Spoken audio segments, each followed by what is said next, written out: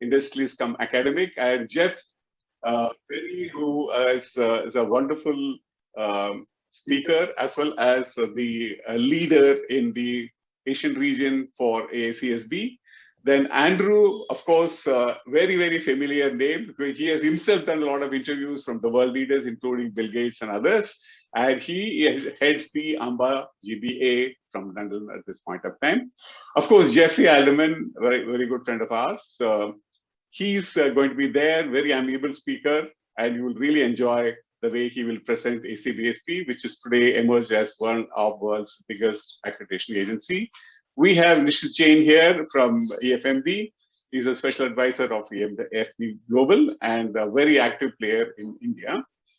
And we have Ted Collins, Director Member Services of IACBE. He's also with us today. He is also gave a very enthralling speech last time. And I'm sure this year is also going to be one hell of a great presentation from his side. Paul, a very old friend who's with us from the Peregrine Global. And thank you very much, Paul. And Dr. Atul Parvatiyar, he's also a very old friend for a long time. And he's an information technology expert. And he's also an e-commerce expert and an excellent speaker, one of the best today. So thank you very much. And now, after the panel is done, we are going to have two of the International Accreditation Agency presentations. This is, again, a tradition that we've been following. We have the experts from the agency itself trying to give us the update. And that's Amy Mayman, Regional Head of South Asia. She will be presenting on AACSB.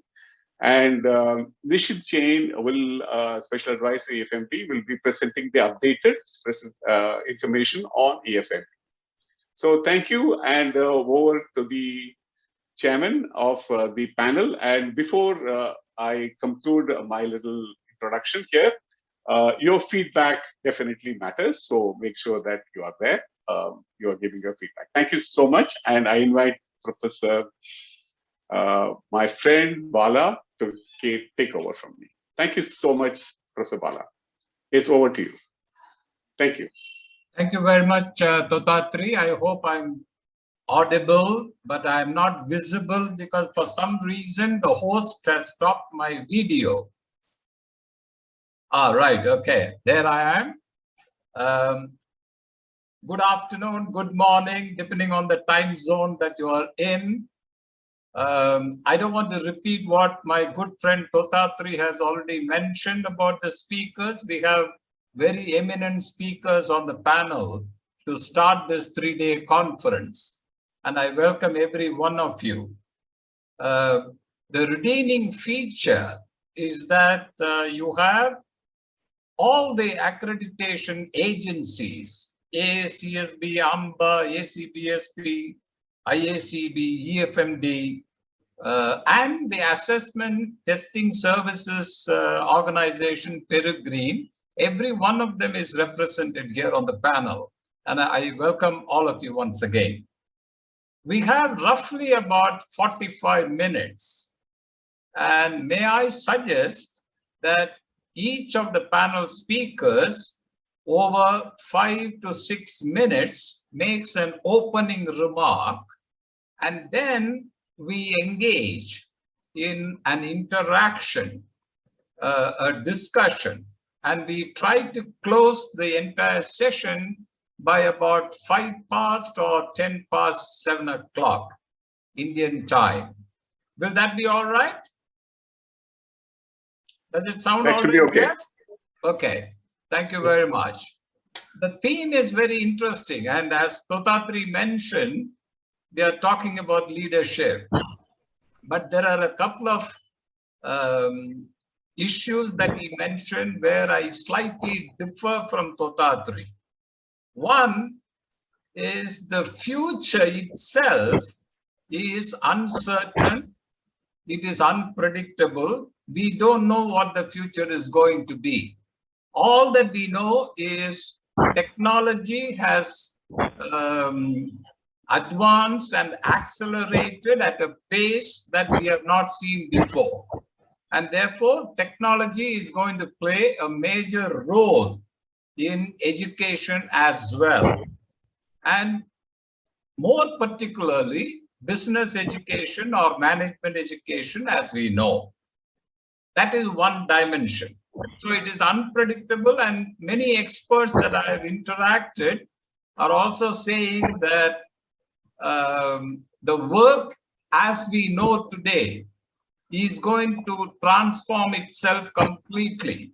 And what is the future of work? What is the future of the skills that we are talking about? That itself will change. That is one. The second dimension is in terms of the competencies of the faculty of the higher education schools, particularly the business schools. The faculty competencies will need to be looked into. Are they ready? Can they be ready? Will they be ready? All these challenges we need to face. That is the second dimension. The third dimension is, can technology completely replace the human interaction? For example, I believe the word digital transformation has been used by Tothatri very carefully and very deliberately, as against just online. It is not simply online education. It is digitalization of education. And what are the challenges being thrown up by digitalization of education? That is the third dimension that I would like all the panel speakers to address. There is no particular order that I'm going to ask the speakers, but if it is okay with all of you, may I start with Jeff Perry of AACSB to start the panel. Jeff, are you there? Yes, I am. Thank you. Thank you very much. So, Chairman of SEAA Trust, Tothatri Raman, Panel Chair Bala Subramanian, fellow esteemed panelists and attendees, it is my pleasure to be with you at this 14th International Accreditation Conference. AACSB works in partnership with our 74 member schools, 17 accredited, 23 in process, and other stakeholders in India. Thus, it's great to have this opportunity to be with you today. So this discussion topic is also the theme of the conference, Leadership Building for the Digital Future, the B-School Challenge. This is really key, as business schools have a responsibility to prepare future leaders for business and society. So I'm going to briefly, I've only got 5 or 6 minutes, cover 4 main points. What do we mean by digital? How is it changing industry? What is a leader in the digital age? And then what can B schools do about this? So digital, it encompasses a number of aspects: big data, data analytics, Internet of Things, cloud, social networks, also artificial intelligence, machine learning, robotics, and blockchain and cryptocurrencies, etc. So it's a wide range of areas. And how is it changing industry? Well, it varies by sector. You know, in banking, analytics and mobile technologies are key. In retail, analytics and social media are important. For IT companies, you know, it's about the cloud. But overall, digital is changing how we live, how we communicate, and the way customers and firms conduct business. And it is changing what is being sought in a leader. Previously, leadership meant high performance on execution, strategic and business acumen, and successful profit and loss against the bottom line. Digital transformation has changed what is being sought in leaders, as they now need to lead increasingly complex organizations in increasingly complex industries. And it was interesting, the MIT Deloitte 2020 version of their annual survey of executives and managers identified that while 90% recognize that digital trends will disrupt industries, only 44% believe they were prepared. Thus, they are looking for leaders for the digital age now and in the future. So, what is a leader in the digital age? A digital leadership is not about detailed technical knowledge, but the ability to lead transformation characterized by a specific mindset. And this mindset includes being opportunity focused, agile and adaptive, resilient, more individual and relationship oriented, focused on collaboration, strong communication, motivation and inspiration skills, and informed about the world and business and able to leverage the power of analytics. So if we put all that together, the leadership in the digital age has a focus on soft skills alongside domain expertise applied in complex environments. Okay, my fourth point. So how do business schools build these types of leaders? To me, it involves a number of things, a major rethink of curriculum and learning experiences. And then the question is, do we have the faculty available to do what I'm going to talk about? So for me, business schools need to provide an education that has at least 8 key elements. The first, it does need to provide an underpinning knowledge of technologies, not an in-depth knowledge, of including data analytics, plus some domain/discipline expertise. Secondly, to present learners with complex problems without definite answers, and where details and circumstances change as they work through those problems. Third, to focus on creativity, critical thinking, and curiosity, because this helps develop a lifelong learning mindset and capability. Fourth, emphasizing soft skills, including working in teams that are horizontal and require collaboration and the development of trust. 5, including experimentation in the curriculum, allowing students to succeed and fail. Currently, if students fail, they get a low mark and they don't like it, but we need to provide learning opportunities where they fail, and then what do they learn from that? 6th, it means embedding practice alongside theory. 7th, creating in our learners comfort with agility, complexity, change, and uncertainty. And 8th, understanding of the world, industry, and trends from a range of perspectives, not just business perspectives. Thus, the challenge for B schools is that much of our curriculum does not have these features. And do we have the faculty who can deliver this type of curriculum? So those are the key challenges. So I hope I'm inside my 5 or 6 minutes. And thank you for the opportunity to share some thoughts. And I'm looking forward to the rest of the panel, and I hope everyone enjoys the conference. Thank you.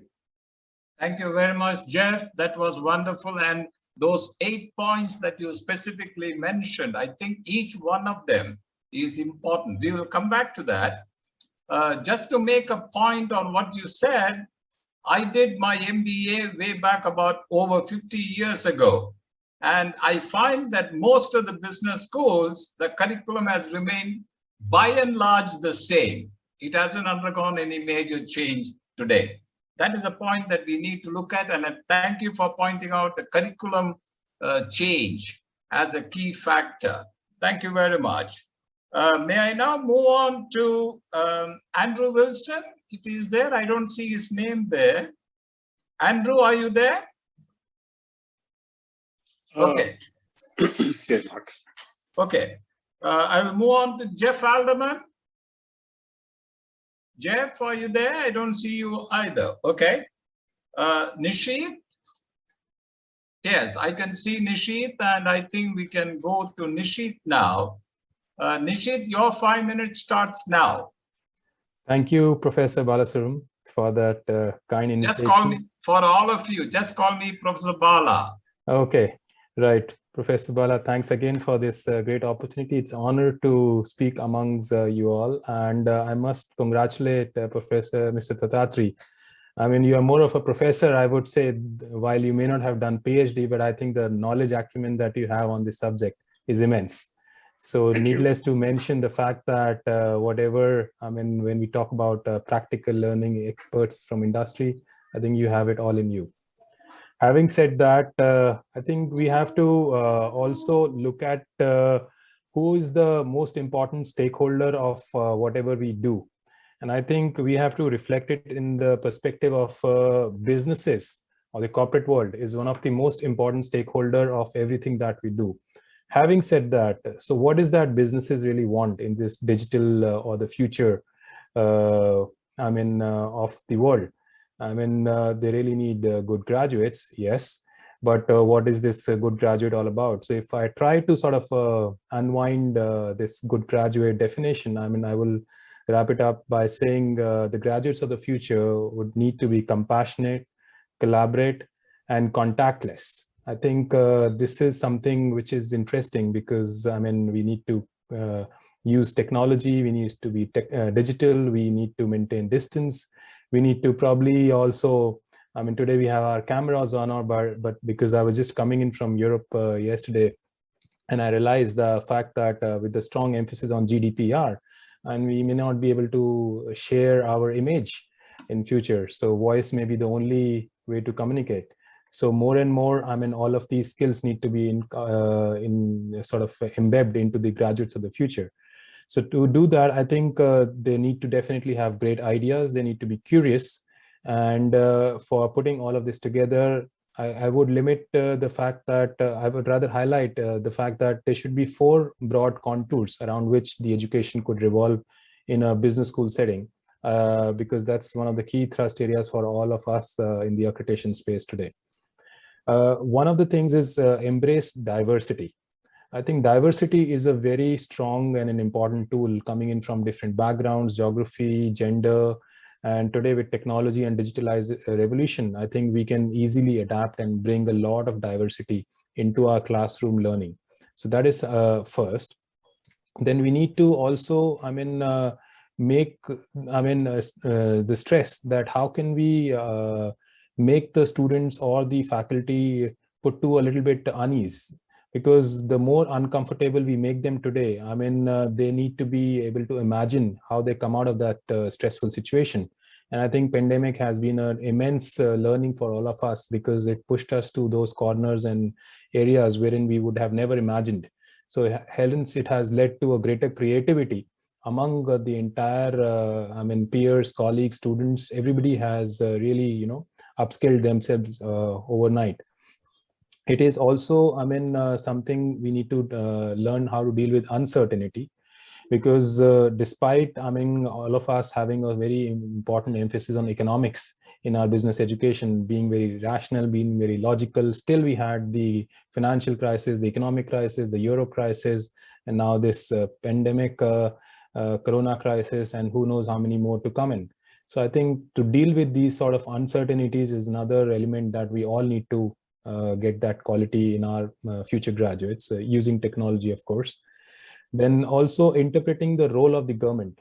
I think the government is should not be banked upon for all assertiveness and all understanding and making the best policy. I think we really need to go further, because while governments have the role of balancing, which is going to fade away as we go forward, no longer government wants to operate in any sector in any country. They want to, privatize most aspects.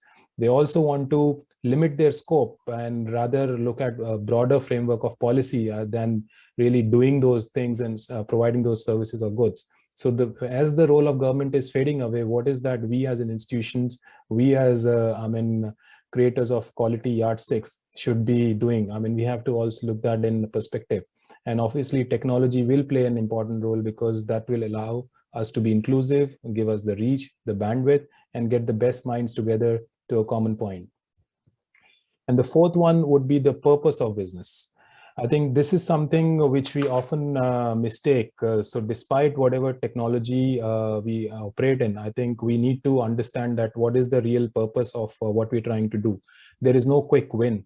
If I may say, we really have to define our agenda and take into cognizance the importance of the SDGs, the Sustainable Development Goals, which are equally important, evident with the climate, with the carbon footprint reduction. How do we incorporate all of this into our, essence of accreditation, which we have done, and we'll talk about more in the following presentation. So I think these would be the important areas I would just like to highlight or flag to the attention of all my colleagues out here to deliberate upon, as we go forward. Thank you. Thank you for the opportunity. Thank you, Nishit. you know, when you spoke about diversity, I'm sure you meant more than gender diversity alone. Oh, absolutely. We are talking about gender diversity, cultural diversity, ethnic diversity, religious diversity, diversity in all its Forms. dimensions. Absolutely. That is number one. Number two, I think the globalization and internationalization of business education in particular is a reality. And as we go further, that is going to become even more acute in most of the business schools. And True. the third point I want to mention is the multidisciplinary, interdisciplinary, transdisciplinary approach to business education also is very critical as we go along. Thank you very much, Nishit, for that. And may I now request Ted to come on. Ted Collins, you are ready, are you? I am. Can you hear me? Ted represents IACBE, and he will have his 5 minutes to start now. Thank you so much. And it is a real pleasure to be here and this prestigious panel. So I appreciate the opportunity. I do agree, obviously, with a lot of the things that Jeff and Nishi have said already.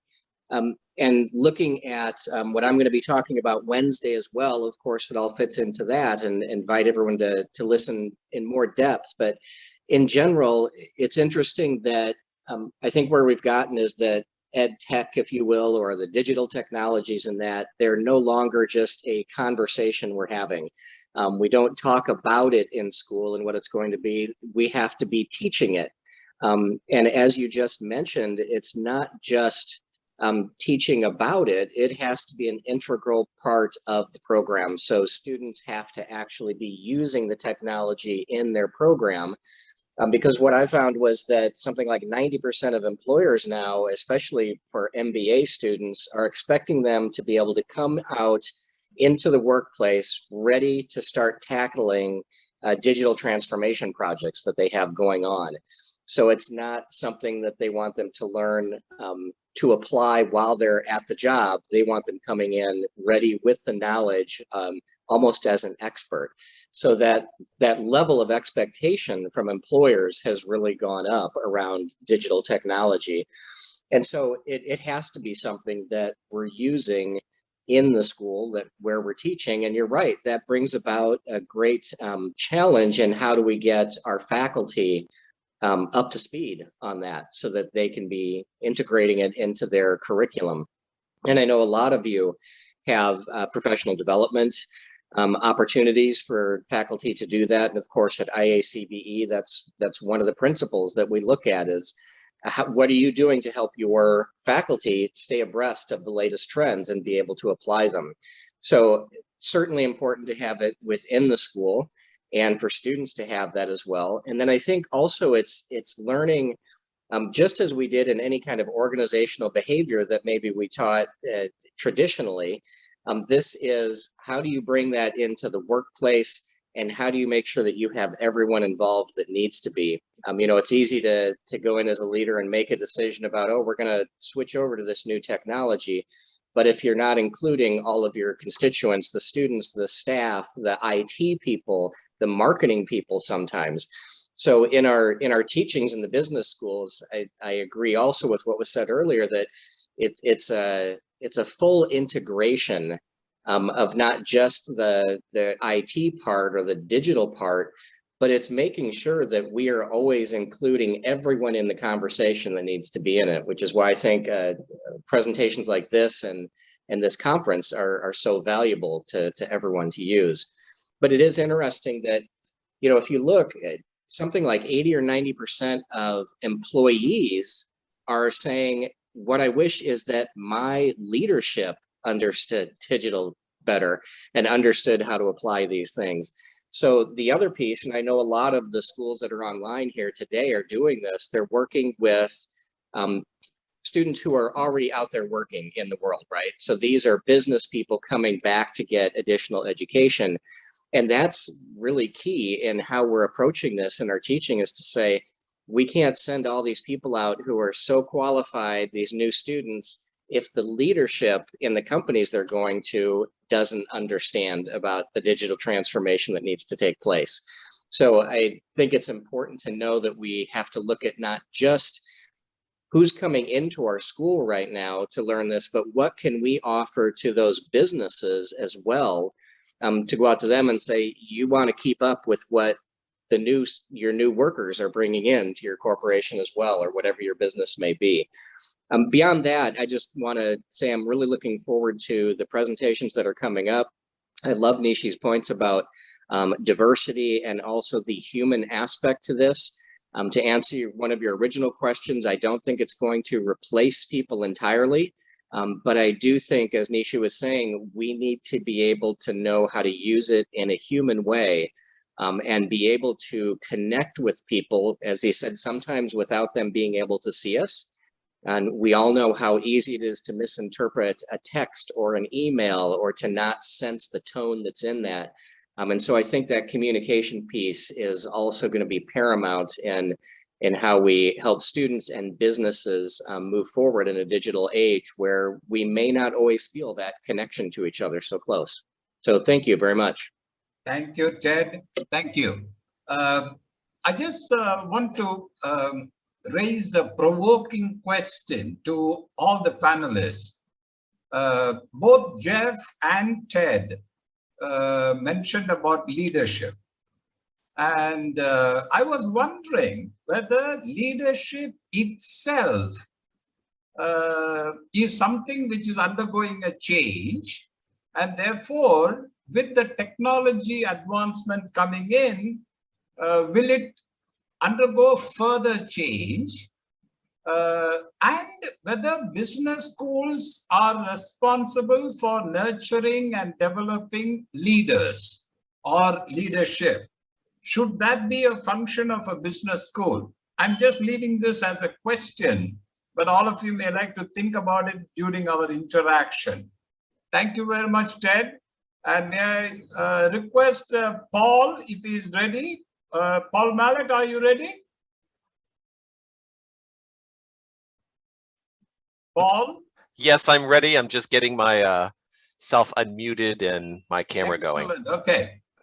So Paul is from Peregrine, and I look forward. You know, the reason I'm introducing Paul right now is because we have heard three different views, and it may be the time for us to look at how do you assess, how do you test, how do you find out whether the business schools graduate outcomes are meeting what is supposed to be met.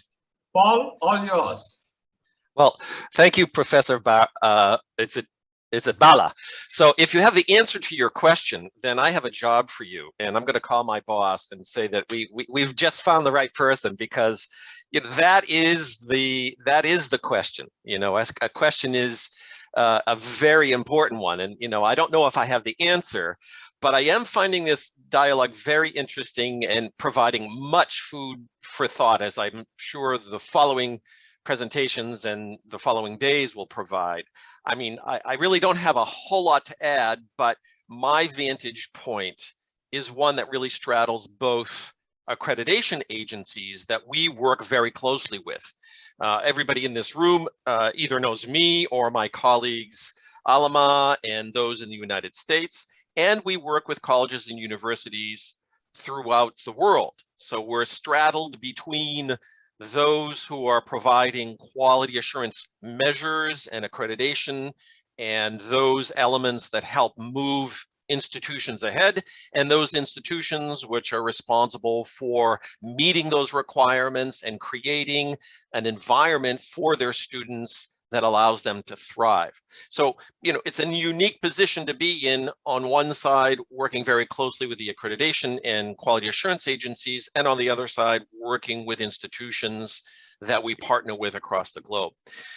So I do think very important is that we are actually, both groups, agencies and groups, committed to improving the quality of higher education, particularly in business, and colleges and universities.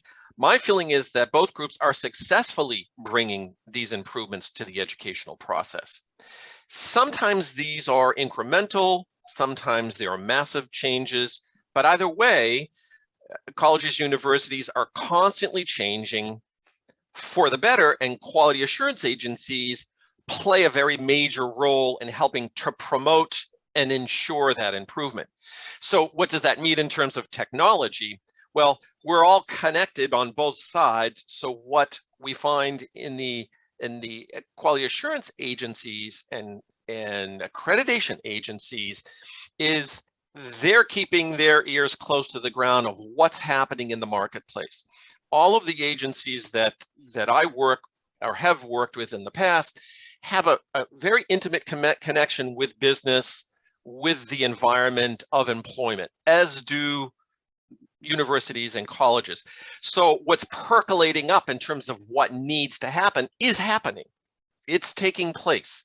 We see nearly every accreditation and quality assurance agency going through a constant modification of their standards and principles. Our friends in the room here, have gone through that for good reason, because the change that we're experiencing is percolating up and being filtered through the accreditation agencies, which is then being passed on to universities and colleges, which are also work in tandem with the agencies because these are peer review organizations. So you have people who are intimate in these organizations in universities and colleges working with the accreditation agencies to bring about this change. So I have a really positive feeling about how this is happening organically. I'm not so sure we have to create a whole new structure in which it's going to happen. Now, the question is it able to be managed? Can we manage it? We often talk about, the future. And as I said, I think we're doing it.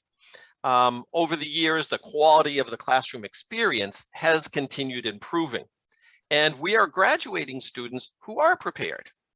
Not every single student and not every school is doing this, but it is happening day to day, month to month, semester to semester, year to year.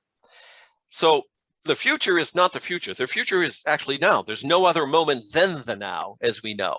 So it's happening as we're speaking, as we are making these changes, and we're in this room today virtually, and changes will continue to happen tomorrow as a result of what we're talking about today.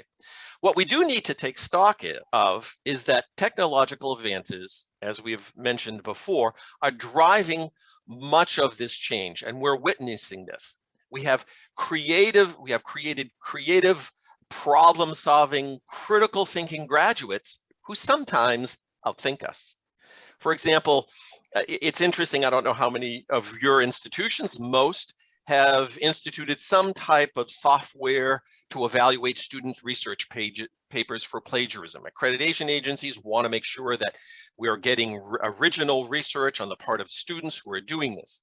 Sorry to break the news to you, but we've been outsmarted by our smart students who now know that there are many applications out there that if they pass their research paper through, it removes anything that would indicate to these plagiarism sites, it removes that from their paper. So their research papers come through clean, as opposed to, oh, you have 25% that is in fact plagiarized. So we're being outsmarted by our smart students. We just need to be aware that the technology is going to continue to advance beyond what we think we have today.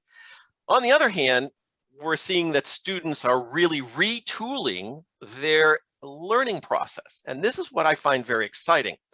If you look at the social media sites, if you look at what students are referring to and are using, they're awash with students teaching each other on how to learn, on how to take notes, on how to study, on how to research, how to write, how to do job hunting. This peer-to-peer, student-to-student experience is very robust, and I think will continue. And the technology is lending itself to making this possible and more possible in the future. And I think this is a very good thing. And students are becoming active players in the development of a more sustainable environment and are engaged in looking for solutions to climate change and dwindling natural resources, as well as human suffering. And one thing that has changed in quality assurance agencies and accreditation agencies is they're playing an important role in adding to their standards and principles on how the educational process can incorporate sustainable development. And this, obviously, there is a technological component to this, because we're using technology to understand and move ahead so that we can live on a planet that's sustainable. And I think that that's happening, again, through the process of modifying the way in which we evaluate institutions, the way in which accreditation agencies partner with businesses.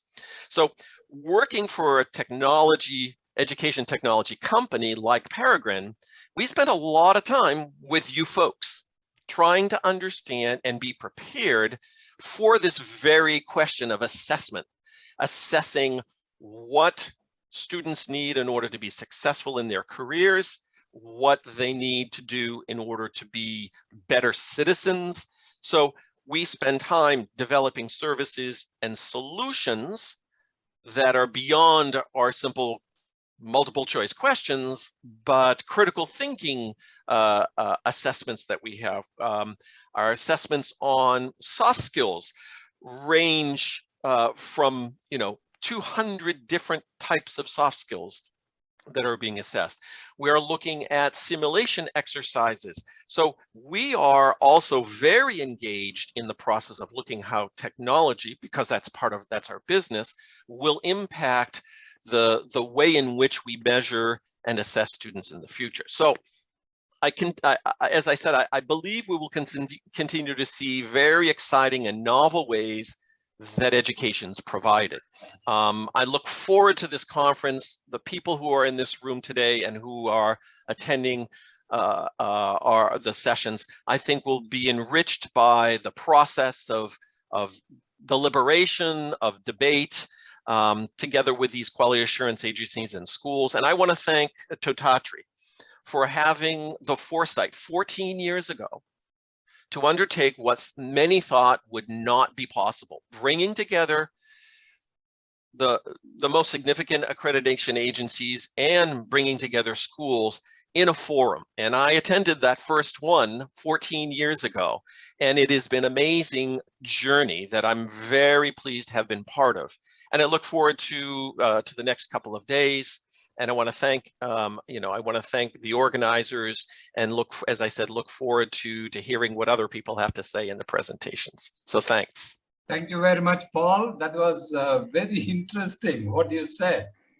I just want to make a point for our interaction later. When you talk about this change, Paul, I think one, as you said, is marginal, incremental change and so on. But the other change that I'm looking at is disruptive, transformational change. Now, are we adapting ourselves? Are we agile enough to change disruptively, transformationally? That is a question I always ask, and I'm not sure about that. That is something probably all of you can comment. The second issue is in terms of, your Peregrine's assessment and things like that. I'm glad that you said that you're already implementing certain changes in your assessment and you're looking at certain other characteristics as well.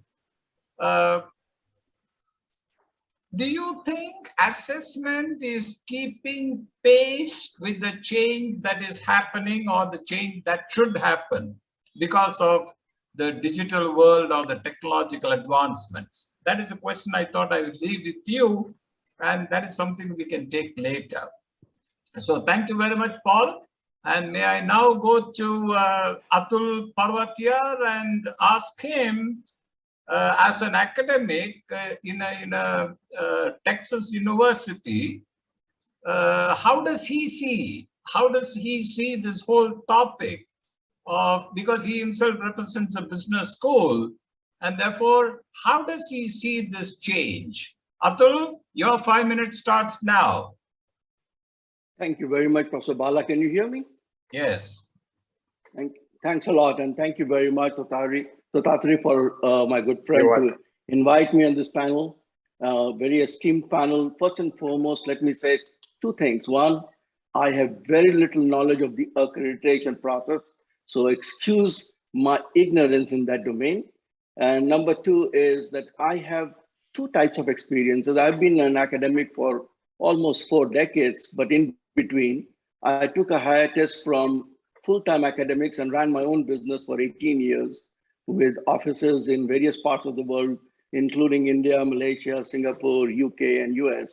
So I have been on two sides of the world, and currently, not only I'm a professor at Texas Tech University, but I'm also director of the Center for Sales and Customer Relationship Excellence.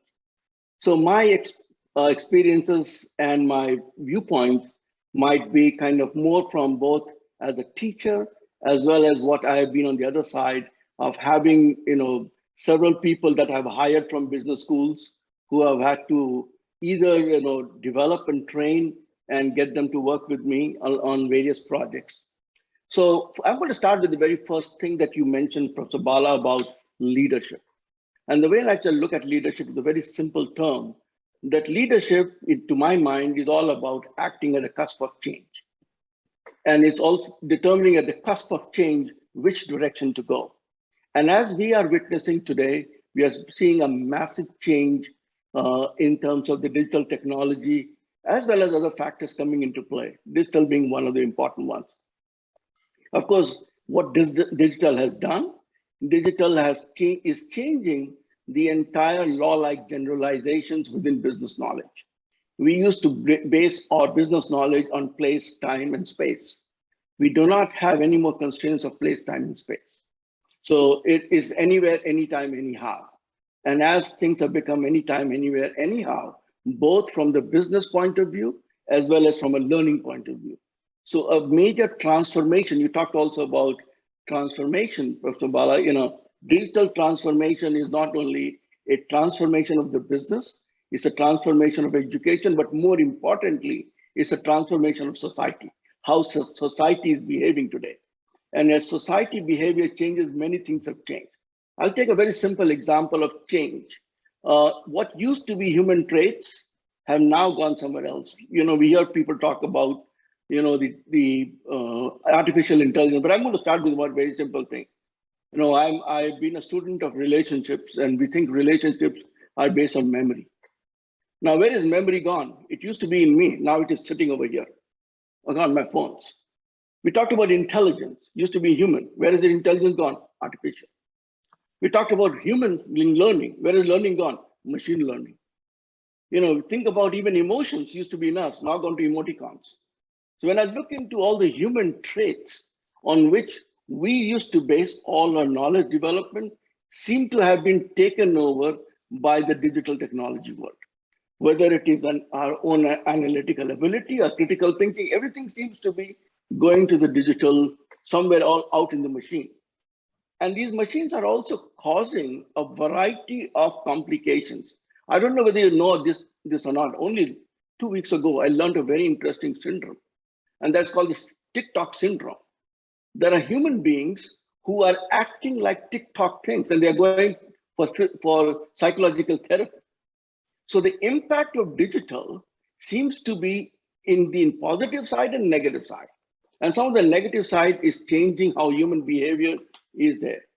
So certainly, as in the digital transformation world, as you rightly said, many of you pointed out this very, very eloquently, that we are seeing changes not only on digital, but globalization being one of them, greater emphasis on the emerging markets, which is also transforming things. We are also seeing a whole amount of transformation on geodemographic, because as people are in some parts of the world have aged, or in some part of the world, people are younger people. In many countries, people have even forgotten how to produce children. So we've got declining what you call birth rate, and there is a huge problem with regard to migrant labor. We are all hearing about this big resignation going on right now. Labor force shortage everywhere. For example, there are no truck drivers available. Think about it. I was talking to one of the truck drivers, asking them, why is there a shortage of truck drivers? And the answer I got was most surprising to me. It was nothing to do with anything else, but most truck drivers have decided that everything is going to come in the future as automated trucks. So why should they invest in learning about truck driving? Okay, on one hand, of course, for example, the people in Britain are facing the problem that there is not enough migrant laborers coming in to work because they don't have the labor force. On the other hand, America is depending a lot upon also the labor force that used to come, people who are, from India, for example. Most of the so-called Punjabi Sikhs are now the truck drivers in the United States. So there's a huge amount of, a shortage of the labor force in certain direction, and people determining that if the world is going somewhere, then why should I be developing those skills? So, it kind of poses a very interesting question to all of us, that what do we do in terms of preparing our people for the world to come? And there are three things that are very critical here. One is, of course, we can learn about in terms of what pedagogical changes and what faculty resources and the accreditation agencies do a fantastic job in kind of directing the institutions towards what to do. But the most important part of it is the part of what I would call as the transformational thing. Educational institutions are not only experiential zones, there's a transformation zone. Experience is one thing, but what transformation you bring to a human being. And that when we consider the human being transformation in terms of how they're going to cope up with everything that is going around in the world, that becomes most critical. Whether it is the transformation, and Mrs. very rightly said about the sustainability and environmental issues, that's, how do we transform our thinking? That's extremely important. I think Ted Collins has said very important, which I would like to kind of emphasize on that. It is about integrating our various functional knowledge into something that we can probably put everything together. We have become, most of the business schools' biggest problem have been that they have become so much into functional silos and sub-discipline silos. Even the research that we promote seems to be all microscopic in nature. And as such, what is happening is that we don't have an integrated perspective. So when we have to prepare people for the future, we need to think about, on one hand, we have the massive changes that is taking place in our law-like generalizations of many things, and because of technology, because of non-technology. And also student experiential learning requires a different perspective that we sometimes don't even prepare the students about. How many students really have the ability to be able to experience the technology differently? Because in our domain, I'll say as my last point on this one, in my domain of, let's say, sales and customer relationship, one of the things that we used to know many, many decades ago, that best salespeople were those who had great personality and good product knowledge. That change transformed about 2 decades ago when we said relationships are important. Today, if you look at it, it is neither of them. Today is the ability to research your customer. And I take almost every discipline, the ability to research, the ability to analyze, the ability to take information, whether it is digitally done, whether it is some other way done, does not matter. That becomes one of the core skills people require. Analysis and synthesis. So integration is synthesis, analysis is the ability to do things. I think business schools have to think about how do we create a situation where students learn the analytical skills, students can experience the technology, can experience the various transformation, whether it is in partnership with organizations or some other way, and then how students can synthesize all the knowledge together to be able to present a integrated perspective.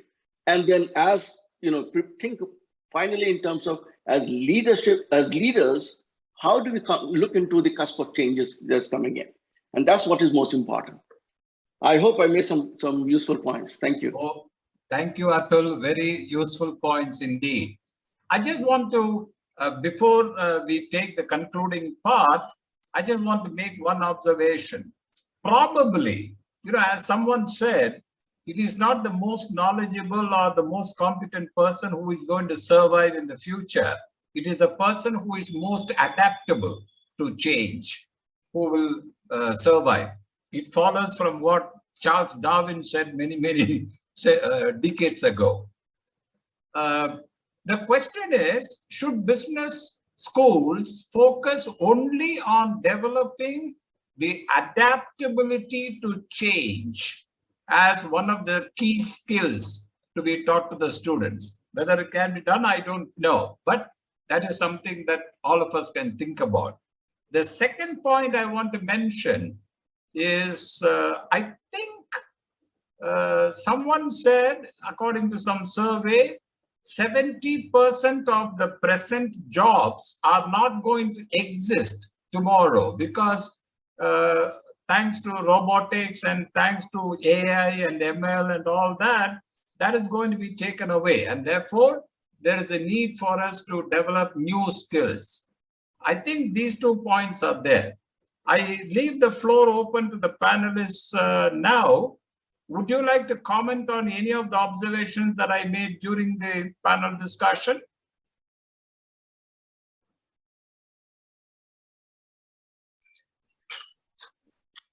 Yeah, Jeff, you are muted. Actually, I was just going to make a comment. What I think has been fascinating, all of us have talked about some aspects which have been similar and some that have been different. So I think that if we're thinking about the digital future and leaders for that, what is key in there is change, disruption, and agility. So Atul talked about, the change from knowledge to relationships to research, but what's it going to be tomorrow? This is the point, that it's, things keep changing. So I think the key thing that we need to be taking into account is to prepare our students, our graduates for a world of change, and it's not going to be the same. And they need to be agile, and they need to know how to work in that type of environment. And all of the things that we've talked about are relevant, but I think that sort of pulls it together, that there's this need to be able to deal in a really complex, changing environment, and to be comfortable with that, to be agile. I think that's just trying to pull together some of the components. Thank you, Jeff. Thank you. Ted, you want to come in with your concluding remarks? Yes, I think it's interesting and important to note that although this all seems new and different, it's also the same as what business schools have been going through for years. There were always different methods of technology, different, the Industrial Revolution, if you want to go back to then. So it's a new form of dealing with change. And I do think one of the differences is that it happens much more rapidly. So, it's no longer businesses planning a 10-year strategic plan, and then it became a 5-year, and then it became a 1-year. And now a lot of businesses are saying, we're not going to worry about a strategic plan. We just need to keep up. So it's the same thing for us in business schools. While this seems like a Herculean task that we're faced with, it's the same task that we've all been faced with for the last 50 or 60 years. It's just a new form of it. And I feel very confident and positive about what we can do with it and how we can prepare leaders for the future. So thanks. Thanks, Ted. Nishit?